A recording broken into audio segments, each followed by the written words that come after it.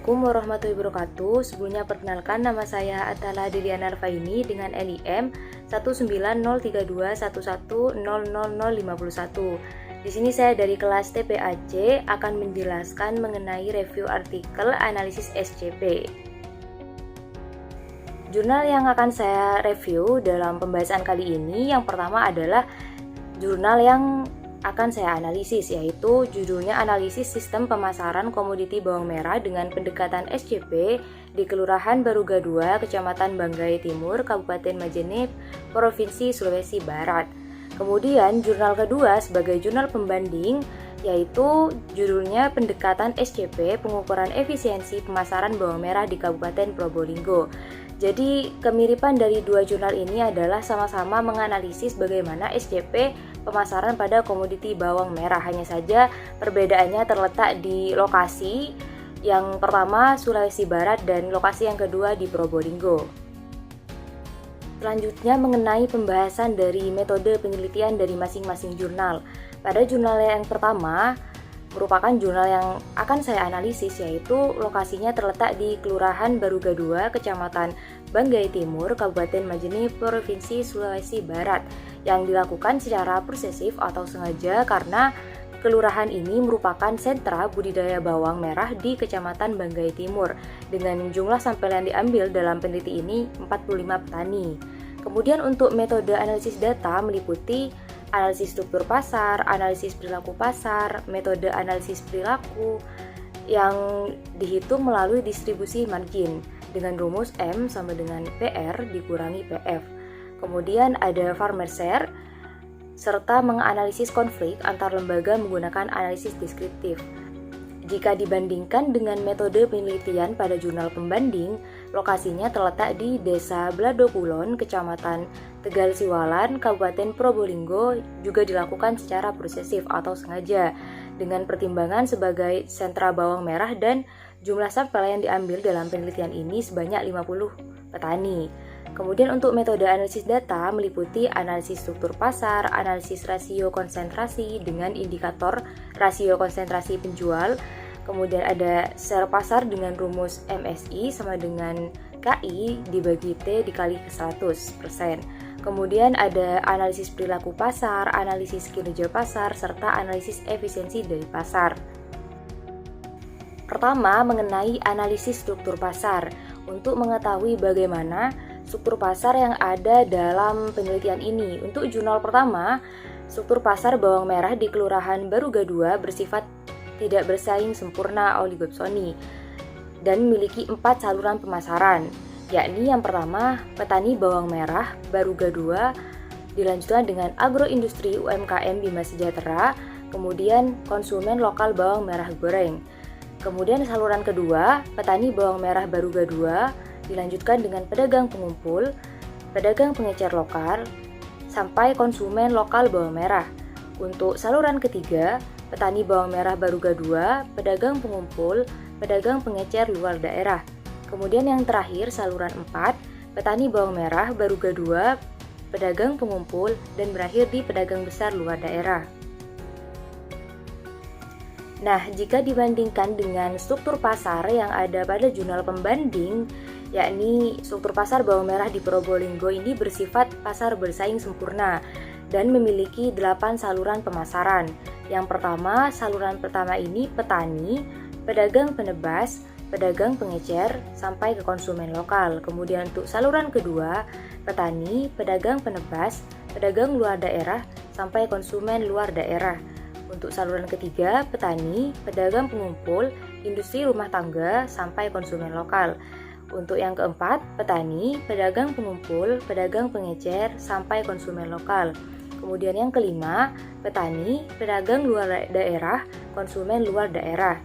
Yang keenam, petani, pedagang besar, pedagang pengecer, sampai konsumen lokal. Kemudian yang ketujuh, ada petani, pedagang pengecer, sampai konsumen lokal.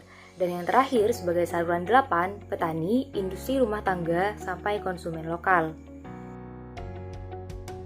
Nah, setelah melakukan analisis struktur pasar, kemudian adalah analisis perilaku pasar untuk mengetahui bagaimana sih perbedaan antara jurnal pertama dengan jurnal kedua untuk dibandingkan.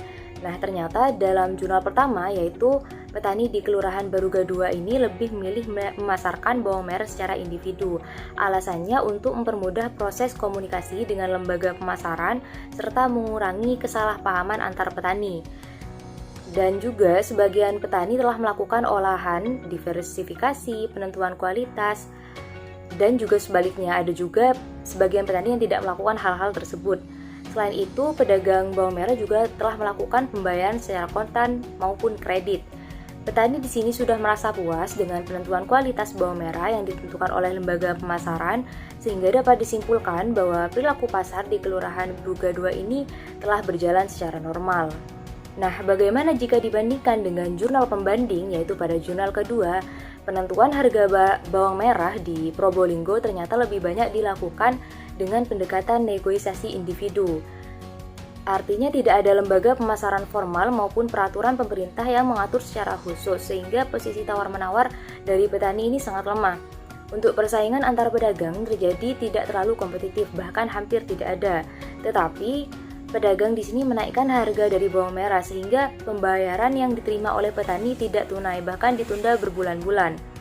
Ada juga pedagang bawang yang tidak melakukan aktivitas promosi secara langsung.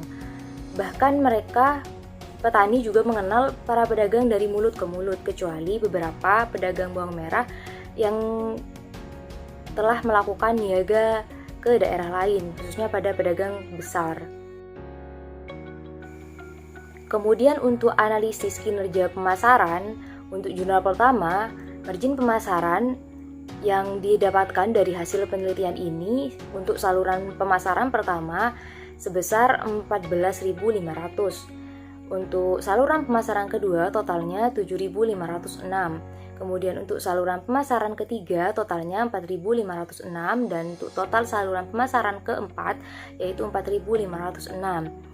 Selain dilihat dari margin pemasaran, juga dilihat dari farmer share tertinggi pada saluran pemasaran kedua, yakni mencapai angka 63% dan tidak adanya konflik antar lembaga, serta melihat juga kondisi dari petani yang beranggapan telah puas mulai dari rentan 52,5% sampai cukup pada rentan 47,5%.